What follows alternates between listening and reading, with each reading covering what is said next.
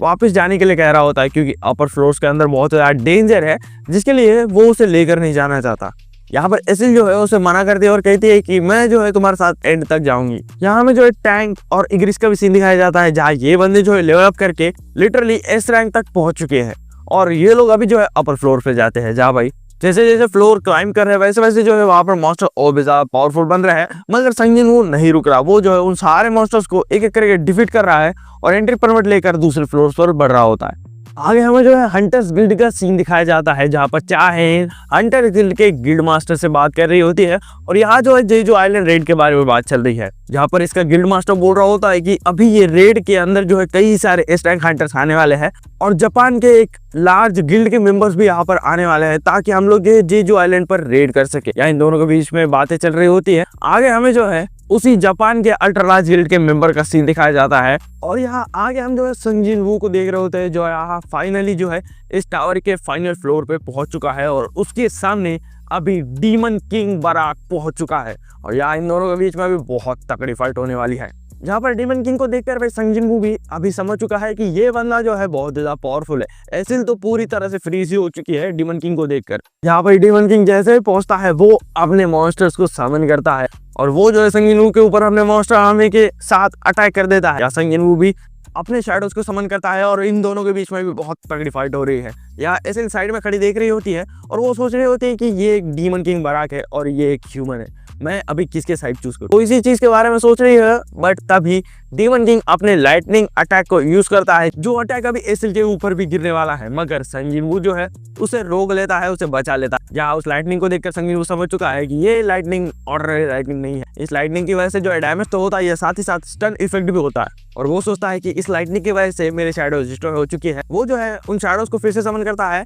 मगर उसकी एमपी जो है जल्दी जल्दी रन आउट हो जाएगी अगर ऐसा चलता रहा। इसलिए वो अभी डीमन किंग के ऊपर हेड ऑन अटैक करने वाला है। वो अपने स्टेल्थ स्किल को एक्टिवेट करता है, डैश स्किल को एक्टिवेट करता है और सीधा जाकर बिल्डिंग के ऊपर चढ़कर सीधा डीमन किंग के ऊपर अटैक करता है। वो जो है उस वाइब्रेंट के विंग्स को पहले काटने की ट्राई करता है, मगर डीमन किंग उसके अटैक को ही ब्लॉक कर लेता है। उसने संग जिन वू के स्टेल्थ को जो है सेंस कर लिया था। यहाँ पर वो बराक जो है संग जिन वू को दूर फेंक देता है और उसके ऊपर लाइटनिंग अटैक करता है, मगर संग जिन वू उसे डॉज कर रहा है और वो जो है इग्रिस और फैंग को समन करता है। जहाँ फैंग जो है उसके फायर अटैक को यूज करता है और इग्रिस जो है उस वाइब्रेंट का सर काट देता है, जिसकी वजह से डीमन किंग फाइनली अभी नीचे आ चुका है और अभी संग जिन वू वर्सेस डीमन किंग की हेड ऑन फाइट होने वाली है। यहाँ आगे हमें जो है हंटर एसोसिएशन का सीन दिखाया जाता है। यहाँ पर भाई हम हंटर एसोसिएशन प्रेसिडेंट और एक नए बंदे का सीन देख रहे होते हैं, जो कि ड्रॉ सॉर्ड गिल्ड मास्टर है, जिसका नाम वोटो ह्यूजी है। भाई इनके नाम प्रोनाउंस करना बहुत ही हार्ड, मगर हाँ मैं जो है सिंपली इनकी कन्वर्सेशन को एक्सप्लेन कर रहा हूँ। तो वो जो है जेजू आइलैंड के बारे में बात कर रहे हैं कि ड्रॉ सॉर्ड गिल्ड से जो है 11 एस रैंक हंटर डिप्लॉय किए जाएंगे, जहाँ इसके लिए जो है हंटर एसोसिएशन प्रेसिडेंट एक्सेप्ट कर लेता है और ये लोग डिसाइड कर रहे होते हैं कि आखिर जेजू आइलैंड रेड में कौन कौन पार्टिसिपेट करेगा और जेजू आइलैंड रेड कैसी होगी। या आगे हम जो है संग जिन वू को देख रहे होता है, जो यहाँ इन डीमन से फाइट कर रहा होता है और उसे जो है इतना टाइम नहीं मिल रहा कि वो जो है एक एमपी पोर्शन की वजह से अपनी एमपी को रिस्टोर कर ले। और यहाँ भाई उस डीमन किंग बराक से जो है फैंग और बाकी सब शैडोज फाइट कर रहे हैं, जो कि उसे डिफीट नहीं कर पा रहे होते हैं। यहाँ संग जिन वू भी उसके ऊपर अटैक करता है, मगर वो जो है उसके क्रिटिकल अटैक को भी ब्लॉक कर लेता है और उसे मुंह से पकड़कर उसके ऊपर अभी शॉर्ट से अटैक करने ही वाला होता है, मगर उसके अटैक को शैडोज ब्लॉक कर लेते हैं। यहाँ संग जिन वू अपने डैगर्स को उसके हाथ में घुसा देता है और इग्रिस जो है अपने स्वॉर्ड को उसके हाथ में घुसाकर उसे रोक लेते हैं, उसे जो है पकड़ लेते हैं, मगर वो जो है अपने लाइटनिंग को यूज करता है, जिसकी वजह से शैडो जो है डिस्ट्रॉय हो जाते हैं। और अभी जो है संग जिन वू का एमपी भी खत्म हो चुका है और अभी संग जिन वू बिना अपने शैडोज को यूज करे अभी इस डीमन किंग से फाइट करने वाला है। यहाँ भाई इसके और डीमन किंग के बराक में बहुत ही एपिक फाइट होती है।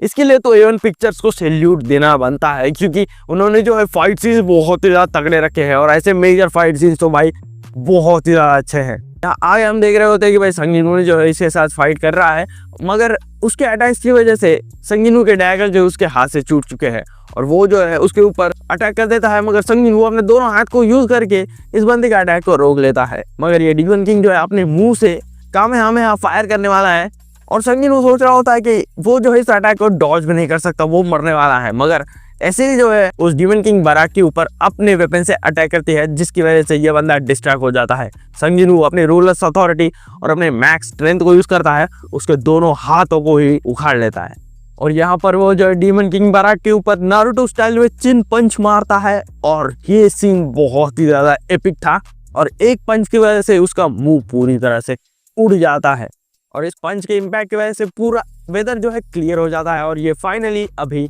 डीमन किंग बारा को हरा चुका है और उसने उसकी सोल को कलेक्ट कर लिया है, जिसकी मदद से वो जो अपने एग्जाइल और लाइफ को कंप्लीट कर सकता है। यहाँ पर भाई फाइनली जो है